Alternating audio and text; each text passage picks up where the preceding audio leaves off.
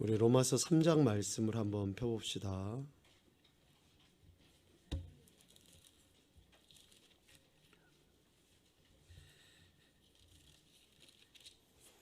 로마서 3장 23절 말씀입니다. 로마서 3장 23절 말씀 같이 보죠.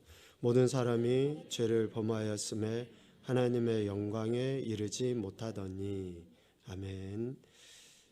모든 사람이 죄를 범하였다 라고 이야기합니다. 원죄와 자범죄에 대한 이야기를 했죠. 여기서 죄를 범했다, 모든 사람이 죄를 범했다라고 하는 것은 이 두 가지 의미를 다 내포하고 있습니다. 원죄를 지은 인생들은 자범죄를 지을 수밖에 없거든요. 이렇게 죄를 범한 우리 인생은 하나님의 영광에 이르지 못한다라고 이야기합니다. 이 하나님의 영광에 이르지 못한다라고 하는 것은 하나님께서 우리 인생에게 주신 영광의 지위를 상실했다라는 의미가 있어요. 영광의 지위를 상실했다. 그러니까 우리 인간은 하나님이 만드신 피조물로서 최상과 최고의 가치를 드러내야 될 존재로 지음받았거든요. 그런데 죄를 범함으로 인해서 그 영광의 지위를 상실한 거예요. 그 영광의 지위를 상실한 거. 죄로 인해서 하나님께서 보시기에 좋았더라 라고 하심이 파괴되었고, 더 이상 인간의 힘으로는 그 영광의 지위를 회복할 수 없는 존재가 되었다 라고 이야기해요. 그러니까 사람들이 아무리 노력하고 애를 써도 하나님의 선, 궁극의 선에 이룰 수가 없어요. 이 땅에서 인간의 힘으로, 노력으로, 철학으로, 어떤 여타의 종교로, 어떤 지식으로 그렇게 하나님 보시기에 좋았더라 라고 하신 창조의 원래 모습으로는 결코 돌아갈 수가 없습니다. 그러니까 가급적이라는 단어를 씁니다. 어렸을 때부터 가급적이면 죄를 짓지 않아야 돼요. 죄를 짓고 회개할 수 있죠. 죄를 짓고 죄값을 치를 수도 있어요. 감옥에 간다든지 어떤 대가를 지불한다든지 해서 죄에 대해서 값을 치를 수 있어요. 그런데 그 죄의 값이 온전히 없어지는 게 아니에요. 법정으로는 그렇게 용서함 받았다, 죄값을 치렀다라고 이야기하려는지 모르지만 우리의 마음은, 우리의 삶의 방식과 태도는 어때요? 죄의 영향을 항상 받게 돼요. 그래서 어렸을 때부터 가급적이면 죄를 짓지 않는 쪽으로, 그래야지만이 하나님께서 우리에게 주신 영광의 지위를 회복할 수 있는 그런 기회가 제공이 되는. 그래서 로마서 3장 24절에 이야기를 해요. 우리가 영광스러운 지위를 상실했는데 우리의 인간의 힘으로는 될 수 없어요. 그래서 하나님께서 예수 그리스도 안에서, 우리 이 말씀도 읽읍시다. 시작. 그리스도 예수 안에 있는 속량으로 말미암아 하나님의 은혜로 값없이 의롭다 하심을 얻은 자 되었느니라. 아멘. 자, 이 3장 24절 말씀은 매우 중요한 말씀입니다. 우리 신앙 안에서의, 기독교 신앙 안에서의 가장 기본이 되고 핵심이 되는 성경 구절이에요. 그리스도 예수 안에 있는 속량으로 말미암아 하나님의 은혜로 값없이 의롭다 하심을 얻은 자 되었다. 그러니까 영광스러운 지위의 회복은 예수 그리스도 안에 있는 속량으로 이루어진다라는 것을 이야기해요. 하나님이 원래 우리를 지으셨음에 그 본래의 목적을 드러낼 수 있는 길은 예수 그리스도 안에 있는 속량에 의해서 이루어지게 된다. 너무 그냥 잘 알고 있는 이야기를 하니까 시시합니까? 그냥 여러분 다 알고 믿고 있는 사실을 이야기하니까 그냥 별로 감흥이 없어요? 이 시간에는 여러분 감동받아라고 하는 이야기가 아니고 결단하라고 하는 이야기예요. 여러분들이 이런 이야기를 듣고 내가 진짜로 예수 그리스도 안에서 속량함을 받은 존재인가? 여러분, 설교는 감동을 주기 위해서 설교하는 게 아니에요. 우리 신앙생활은 내가 감동받고 은혜 받기 위해서 신앙생활하는 게 아니라고 이야기했잖아요. 내게 은혜가 안 돼도 이것이 하나님의 말씀이면 듣고 순종해야죠. 내 마음이 움직여지지 않아도 이게 하나님 말씀이면 듣고 그렇게 살아야죠. 왜? 예수 그리스도 그분은 나를 구원하시기 위해서, 속량하시기 위해서 십자가를 지셨다라고 하는 그러한 그 진리를 우리 가운데 드러내 보이셨기 때문에. 그래서 예배 시간은 내가 어찌해야 할고 통에 자복하는 그런 시간이 돼야 되고, 목사님 매주마다 똑같이 아는 이야기 뭐하러 기가 따갑게 잔소리처럼 하세요. 그러면 진짜 여러분들 안에, 제 안에 그런 삶의 태도가 드러나는가? 그런 걸 점검을 해야죠. 하나님께서 우리를 영광스러운 지위로 회복시키시기 위해서 하신 특단의 조치가 바로 자신이 십자가의 대속물로 죽임당하시는 것, 그 방법을 택하셨거든요. 그러니까 우리가 그 사실을 믿는다 그러면, 내가 그분에 대한 어떤 태도로 살아가야 하는지가 나와야죠. 내 삶이 어떻게 살아져야 하는지가 나와야죠. 그러니까 믿음은 실제라고 이야기합니다. 믿음은 내가 예수 그리스도를 믿는다라고 하는 것은 실제가 돼야 돼요. 실제. 영광스러운 지위의 회복은 그리스도 예수 안에 있는 속량으로 이루어진다. 여러분 믿으십시오. 믿고 그렇게 사셔야지 됩니다. 또 영광스러운 지위의 회복은 하나님의 은혜로 값없이 이루어져요. 값없이. 결코 우리의 의가 아니고 내 도덕적인 그런 그 마음이나 또 나의 종교심에 의해서 이루어지는 것이 아니라 하나님의 은혜로 값없이 이루어지는 거예요. 이것을 의롭다 하심을 얻은 자 되었다. 즉 영광스러운 지위의 회복을 하나님의 의롭다 하심을 얻은 자 되었다라고 그렇게 표현을 해요. 똑같은 의미로.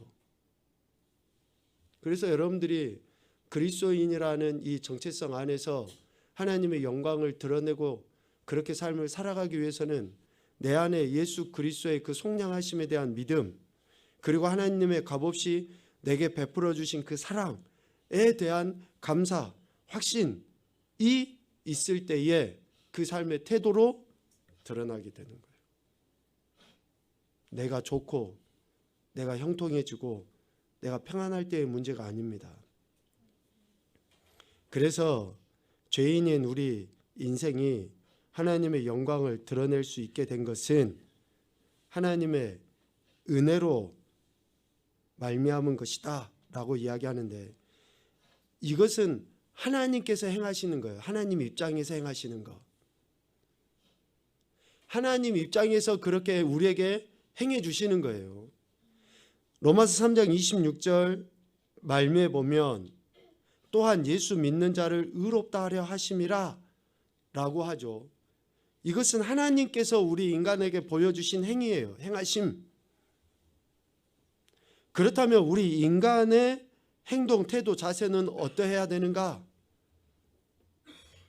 하나님의 값없이 예수 그리스도 안에서 우리를 속량해 주시죠. 그러면 우리가 보여야 될 태도, 행동이 무엇인가? 그것은 바로 로마서 3장 27절, 28절입니다.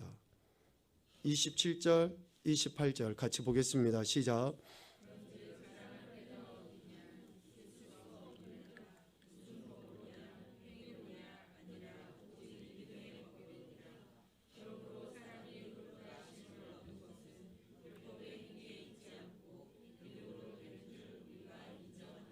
아멘.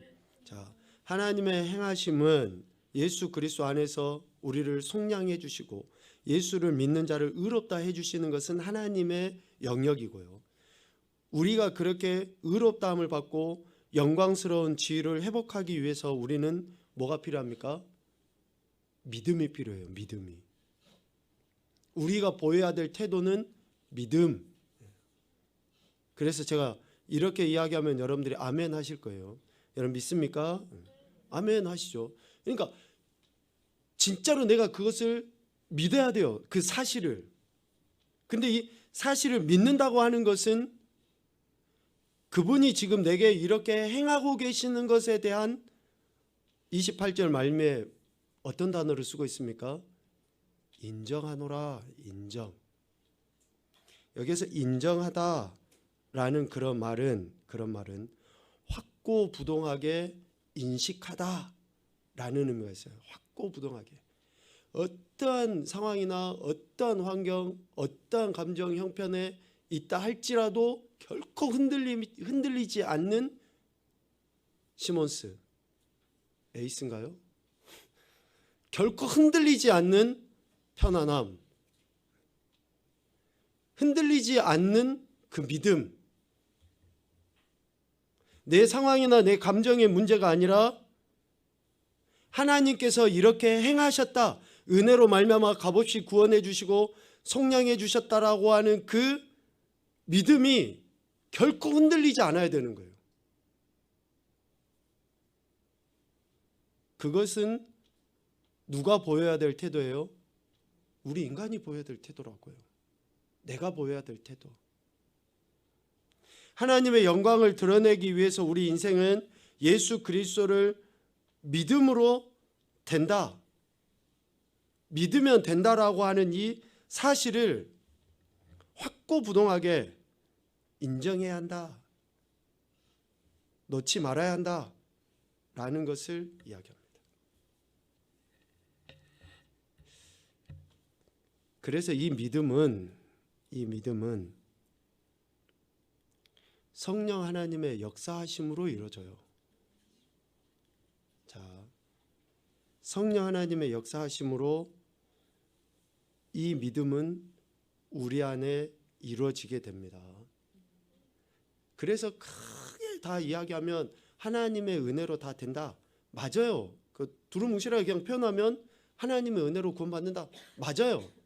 그런데 좀 세분해서 우리가 그것을 나눠보면 성령 하나님의 역사하심으로 우리에게 믿음이 주어지고 그 믿음을 우리가 어떤 상황이나 환경, 형편에 관계없이 확고부동하게 고백하고 나갈 때에 하나님의 은혜로 의롭다 함을 얻은 인생, 영광의 지위를 회복한 그 인생의 삶을 살아가게 된다라는 거예요. 이렇게 세분화시켰을 때에 내가 보여야 될 태도들이 구체적으로 드러나는 거죠.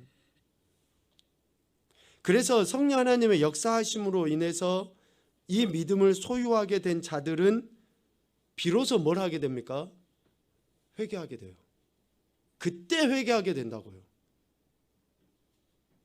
그냥 찔림의 정도의 문제가 아니고 내가 왜 이러지? 이런 정도의 문제가 아니라 오늘 시편 103편에서 읽었던 것처럼 동의서에서 본 것과 같이 전혀 기억하지 아니하시고 깨끗하게 해주시는 그 하나님의 은혜 때문에 진짜로 회개하게 된다고요. 진짜로 회개하게 되면은 어떤 결과들이 나타납니까? 똑같은 죄에 대해서 그 죄가 얼마나 내 자신을 파괴하고 하나님의 은혜를 거절하게 되는지를 깨달아 알게 돼요. 그러니까 작은 죄 하나라도 애통해 하는 거예요. 애통해 하는 거. 애통하다라고 하는 그 의미를 여러분 아시잖아요. 내가 그냥 무시 멸시 천대받아서 그냥 마음이 아픈 그런 애통이 아니에요. 애통해 하는 자는 내가 하나님의 뜻하신 바 하나님 내게 주신 은혜에 대해서 합당하게 살지 못한 것에 대한 태도가 애통한 거예요. 그러한 그 마음, 나 같은 인생을 구원하시기 위해서 하나님이 보여주신 그 놀라우신 은혜에 대해 바르게 반응을 하지 못한 나의 그 모습에 대해서 애통해 하는 거죠.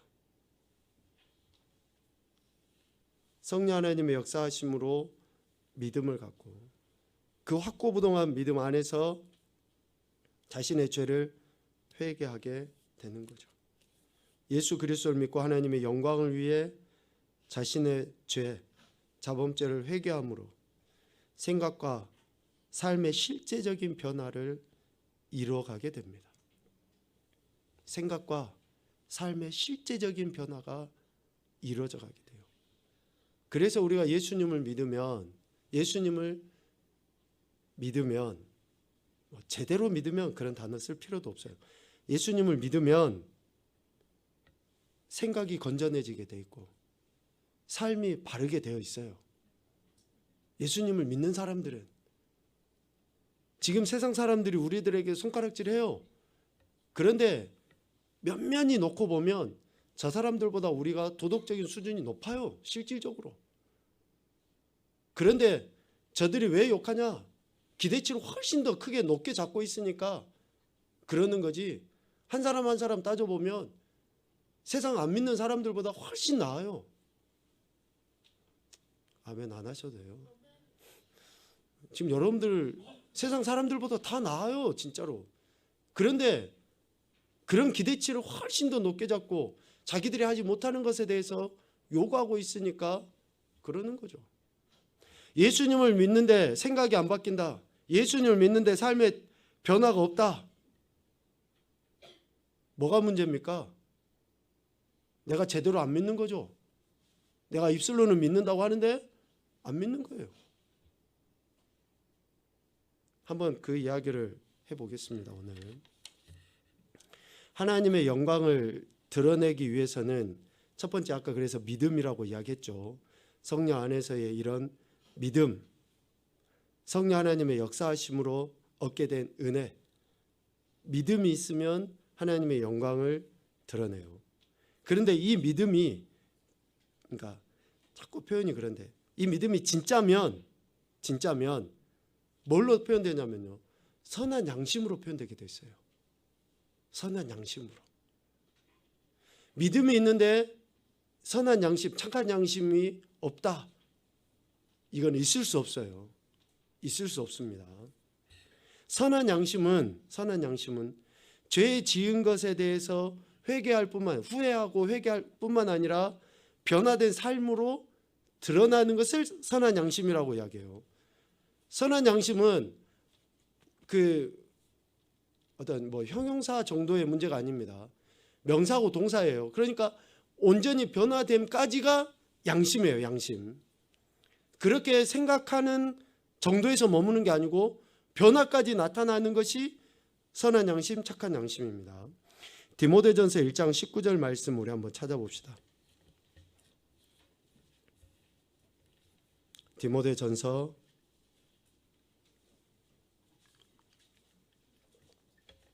1장 19절.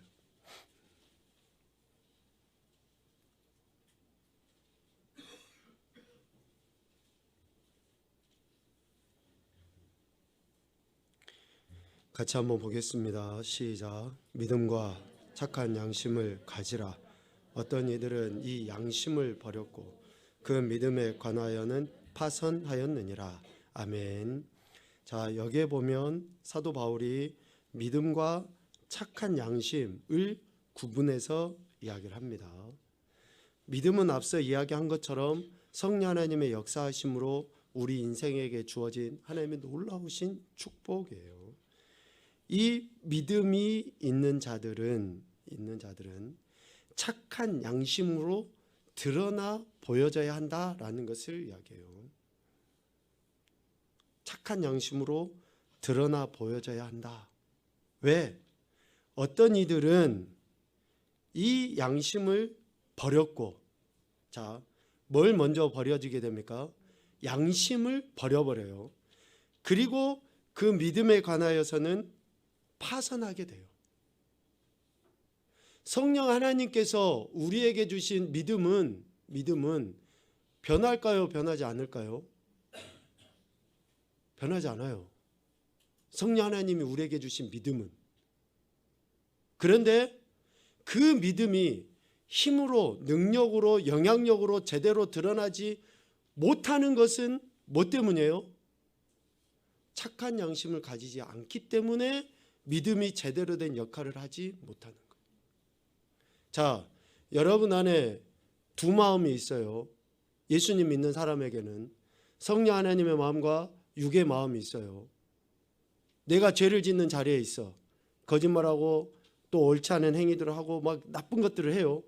그러면은 예수님은 내가 그런 일들을 할 때 성령 하나님이 제 안에서, 내 안에서 출장 가버리십니까? 내 안에 계셔요, 안 계셔요? 계셔요, 안 계셔요? 정훈아, 계셔요. 어디에? 하나님 나라에. 마음에요. 그래? 내가 예수님을 믿는다고 고백을 했어요. 성령 하나님에 의해서 고백을 했는데 여전히 내가 변화되지 못하는 그 삶의 방식과 태도로서 일관되게 살아갈 때에 내 안에 성령 하나님이 계심에도 불구하고 나는 그런 죄들을 범하는 것에 의해서 성령님이 떠나시고 안 계시는 것이 아니라 여전히 계시는 거죠. 그와 같이 믿음으로 예수님을 고백을 했지만 내 삶에 변화되지 못하는 태도, 착한 양심을 가지지 못한 것으로 인해서 내 믿음이 영향력을 발휘하지 못하는, 파선하는, 배는 배죠. 그런데 어떤 배예요? 구멍이 송송 뚫린 파선, 깨진 배예요. 깨진 배. 믿음은 믿음이죠. 그런데 온전하게 선한 영향력을 행하지 못하는, 하나님의 더 큰 은혜를 경험하지 못하는 그런 믿음. 양심을 버릴 때, 그래서 양심을 버릴 때 믿음이 파탄나게 돼 있어요. 양심을 버릴 때. 후회와 변화된 삶이 없으면 결국은 어떻게 됩니까? 믿음을 저버리게 돼요. 믿음을 저버리게 됩니다. 그러므로 반드시 삶의 변화가 드러나야 돼요. 반드시 예수님을 믿으면 예수님의 말씀이 내 삶의 기준이 되어서 그렇게 삶의 변화가 지속적으로 이루어져야지만이 믿음에 따른 그러한 영향력을 나타내 보일 수 있게 되는 거예요. 결국 믿음을 버리지 않을 수 있는 힘은 어디에서 나옵니까? 하나님, 제게 믿음 주세요. 그렇게 해서 믿음의 힘이 드러나는 게 아니고 내가 예수 그리스도를 믿는 그 믿음에 따른 삶을 살아갈 때에 믿음의 능력이 나타나게 되는 겁니다. 다시요. 내게 믿음이 있음을 내 삶으로 변화된 삶을 살아낼 때에 그 믿음의 능력이 나타나게 되는 거예요. 하나님의 말씀은 살아있고 운동력이 있죠. 우리가 그 말씀을 믿어요. 그러면 그 말씀을 믿는 것이 어떻게 나타나야 됩니까? 내 삶으로 나타나야지 돼요. 가라 그러면 가고, 서라 그러면 서고, 하지 마라 그러면 하지 않고, 해라 그러면 하고 하는 그러한 태도가 그 말씀이 내 안에서 능력으로 나타나게 되는 거예요. 왜 우리가 십수년 동안 신앙생활을 하는데도 어떤 은혜 또 이러한 충만한 기쁨이 내 안에 없는가? 그것은 다른 어떤 문제가 아니에요. 내게 믿음이 없어서도 아니에요. 내가 말씀대로 살지 않은 것의 문제예요. 내가 말씀대로 살지 않으니까 그러는 거예요. 아니, 항상 기뻐해라 했잖아요. 그럼 뭐 하면 돼요? 아까 제가 여러분들 뒤통수를 봤는데 찬양할 때 맨 뒤에 앉았으니까 예수로 충만하네 그 찬양을 하는데도 하나도 다 안 기뻐. 하나도 충만하지 않아. 목사님 투시 은사가 있어서 그렇지 않아요. 여러분 뒤통수만 봐도 다 알아요. 여러분들도 그래요. 예수로 난 충만하네, 예수로 난 기쁘다고 표현을 하지만 왜요? 하나님의 말씀에 대한 태도를 내가 보이지 않으니까 기쁨이 없는 거예요. 이방인들과 같이 내가 구한 것이 탁탁 이루어지면 기쁘고 그렇지 않으면 기쁘지 않고. 여러분 가치 판단 기준을 어디에다 두십니까? 세상의 기준이 아니잖아요. 우리는 주님의 말씀의 기준이 되는 거 아닙니까? 그러면 그 어떤 상황에서도 예수님이 내 안에 계심으로 인해서 우리는 그 말씀이 내게 역사하고 있다라는 것을 드러내 보여야죠. 그거는 뭐예요? 말씀에 대한 순종. 그러니까 여러분 기도하십시오. 기도 많이 하세요. 그런데 기도할 때 말씀을 가지고 기도하시라고요. 그 말씀을 가지고 기도하면 뭐가 생깁니까? 지혜가 생겨요. 지혜가 생기면 그 말씀을 내가 어떻게 살아낼 것인가 라는 것을 구하게 되고, 그렇게 구할 때 하나님께서 그런 모든 상황들을 친히 또 역사하셔서 그런 열매들을 내 안에서 누리게끔 하시는 거예요. 신앙의 원리를 여러분 다시 곰곰이 한번 생각해 보십시오. 그래서 믿음이 파선하는 것은 결국 내가 착한 양심을 갖지 못함, 변화된 삶의 태도를 드러내 보이지 못함으로 인해서 믿음이 파선하게 되고, 그 파선한 믿음으로 인해서 더 완악하고 완고한 인생이 되고 하나님의 영광의 지위를 상실한 채 살아가는, 즉 로마서 1장에서 이야기하는 것처럼 하나님이 내버려 두신 가운데서 정말 안타까운 인생의 삶을 살아가게 되는 거예요. 여러분 예수님 믿는 것이 기쁩니까? 즐겁고 좋습니까? 정말 기쁘고 즐거워야죠. 이보다 더 값지고 복된 은혜가 없는데, 예수님 믿는 거 얼마나 귀하고 복된 은혜입니까? 근데도 삶에 해결되지 않는 문제로 인해서, 다른 이유가 아닙니다. 내가 변화되지 못한 그런 삶의 태도 때문에 그래요. 지난 시간에 두 사람에 대해서 이야기했죠. 인수와 정오라는 사람에 대해서 이야기했어요. 어떤 이야기인지는 모르지만 오늘 문제를 한번 봐보십시오. 정오 형제가 회개했다는 것을 우리는 어떻게 알 수 있는가? 그 사람이, 이 친구가 회개했다는 것을 우리가 어떻게 알 수 있어요? 그가 죄 지은 것을 후회할 뿐만 아니라 변화된 삶을 보여줬기 때문에 그가 진짜 회개했다라는 것을 알게 돼요. 또 인수라는 사람은 진정으로 회개하지 않았다. 뭘로 알 수 있어요? 자신의 죄를 후회는 해요. 그런데 변화된 삶을 보여주진 않아요. 양심의 회복이 이루어지지 않는 거예요. 그러니까 양심의 회복이 없으니 여전히 자기 소견에 오른 대로 하는 거죠.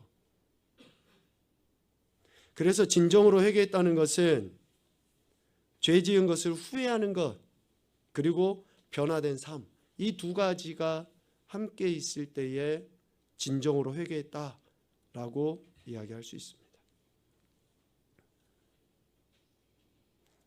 19번에 보면 진정으로 회개한 것을 보여주는 사람 몇 번째입니까?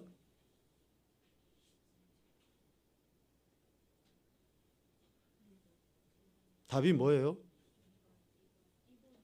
걸리지만 않으면 되지 뭐. 안 걸리고 남 눈에만 안 띄면 되지, 이렇게 생각하는 거. 표현이 그러잖아요. 들키지만 않는다면 가끔 거짓말을 하는 것도 재밌잖아. 거짓말을 한 것이 잘못되었다라고 인정하고 주님 앞에 회개하고 도움을 구하고, 또 우리 입장에서는 그 거짓말을 하지 않는 것으로 나타나야죠. 그러므로 지은 죄에 대해 단순히 후회만 하는 것은 진정한 회개가 아닙니다. 만약 여러분이 진정으로 회개하였다 그러면 자신이 지은 죄에 대해서 어떻게 생각합니까? 처음에는 후회해요. 양심에 의해서. 두 번째는 이유로 어떻게 돼야 됩니까? 변화돼야 돼요. 변화. 자, 한번 해봅시다. 신앙은 결단입니다. 결단이에요. 신앙은 결단입니다. 내가 변화되지 않고서는 그 어떤 능력도 발휘할 수 없어요. 내가 결단하지 않는데 어떻게, 누차 강조하잖아요. 성령의 믿음이 내 안에 있으면 내 안에서 성령 하나님께서 그 죄에 대해서 찔림을 주시고 그 회개함이 내 삶에서 변화된 모습으로 나타나도록 성령님이 역사하셔요. 관계를 통해서, 또 특별히 말씀을 통해서, 예배를 통해서, 우리 믿음의 지체들 간의 그런 교제들을 통해서 내 안에 이러한 그 깨달음을 주셔서 도저히 예전의 그 모습대로 살아서는 안 되게끔 그렇게 하시는 거예요. 근데 여전히 내가 변화되지 않는다. 그거는 문제인 거죠. 아래 진술 중 회개에 관한 잘못 설명하고 있는 것은 어느 것입니까? 잘못. 네. 삶은 변하지 않았지만 죄 지은 것을 후회하기만 하면 된다. 세상 사람들이 다 이래요. 적어도 양심이 조금이라도 남아있는 사람들은. 그런데 후회하고 변화된 삶을 살고 진짜 예수님을 구원자로 주님으로 고백하는 그러한 그 신앙의 태도들을 보이는 거예요. 진정으로 회개했다 그러면 죄를 계속 지으면서 아무렇지도 않을까요? 이전과 같이 동일한 죄를 반복해서 계속 지을 수 있겠습니까? 그럴 수 없어요. 그러니까 우리가 변화를 이루지 않으면은 진정으로 회개했다라고 이야기할 수 없는 거죠. 회개하고 또 동일한 죄를 지을 수 있어요. 또 하나님의 은혜로 회개하게 돼요. 진정한 회개를 하였을 경우에 나타나는 두 가지 증거 이야기했죠. 뭡니까? 첫째는 죄 지은 것을 후회하게 되고, 두 번째는 변화된 삶을 살아가게 돼요. 이것이 회개예요. 회개는 이 두 가지를 합해서 회개라고 이야기해요. 방향을 이제 하나님의 뜻, 하나님의 관역을 향해서 나가는 거예요. 여전히 빗나간 상태에서 계속 내가 이래서는 안 돼 라고 하는 것은 회개가 아니라고요. 돌이키는 거예요. 탕자와 같이. 진짜 이제 아버지 품으로 딱 나오는 거예요. 돌아와야 돼요. 창피하죠. 부끄럽기도 하고 자기가 허랑방탕했던 것들이 아깝기도 해요. 그런데 과감하게 이제 결단을 해서 방향을 완전히 돌이켜야 돼요. 아버지께로. 이게 회개입니다. 이게. 그런데 생각만 갖고 있어. 우리 죄에서의 회개 이 과를 공부할 때 그 암송했던 구절이 있죠. 그러므로 마태복음 3장 8절 말씀. 회개에 합당한 열매를 맺어야 한다라고 이야기합니다. 회개에 합당한 열매를 맺어야 돼요. 삶의 변화된 태도가 드러나지 않는데, 바뀌지 않는데, 그래서 예수님을 믿는 것은 삶의 방식의 변화라고 이야기했습니다. 마음과 육체가 원하는 대로 살았던 삶의 방식에서 예수님이 기대하시는 삶의 방식으로 바뀌어진 것이 예수님을 믿는다는 표현이에요. 예수님을 믿습니다 외쳤는데 여전히 삶의 방식은 내가 삶의 방식, 내가 원하는 대로 살아가는 방식, 또 세상 사람들이 기대하는 그런 삶의 방식을 살아가요. 그거는 예수님 믿는 게 아닌 거죠. 삶의 방식이 바뀌어야지 돼요. 그래서 회개에 합당한 열매를 맺는 것. 자, 우리 같이 한번 밑에 세 줄은 읽어봅시다. 시작. 예수 그리스도를 믿습니까? 그렇다면 여러분의 삶에는 어떤 변화가 나타나야 합니까? 이 사실에 대해 잠시 생각해 보고 혹시 여러분의 삶 가운데서 변화되어야만 하는 옳지 못한 것들이 있는지 점검해 보십시오. 그리고 지금 당장 주님께 그 죄에서 돌아설 수 있도록 도움을 청하십시오. 아멘. 이런 변화가 있을 때에 회개한 인생이고, 하나님은 회개한 자들에게는 우리가 도저히 알 수 없는 그런 신비스러운 은혜들을, 그래서 신령한 은혜들을 우리에게 주시는 거죠. 정리합시다. 믿음은 선물입니다. 믿음으로 인해 죄를 회개하게 되고 삶의 변화까지 이루어져야 됩니다. 믿음에 의해서 삶의 변화까지 이루어져야 돼요. 그렇지 않으면 믿음에서 파산하게 돼요. 우리가 오랜 동안 신앙생활을 하면서 믿음의 성장은 결국 뭘로 이루어집니까? 하나님의 말씀에 대한 그런 태도, 즉 삶의 변화로 믿음의 성장을 이뤄갈 수 있게 돼요. 이러한 경험들이 자꾸 쌓일 때 조금 더 큰 일, 조금 더 힘들고 무거운 일들을 당해도 믿음을 잃지 않게 되고 그 은혜 가운데 더 가까이 나갈 수 있게 되는 것이죠. 여러분 축복합니다. 날마다 말씀 안에서 우리의 삶에 이런 아름다운 변화들이 일어나고 그 변화로 인해 하나님 주신 믿음이 날마다 성장, 성숙해져가는 귀하고 복된 인생들이 되시기를 주님의 이름으로 축복합니다. 아멘.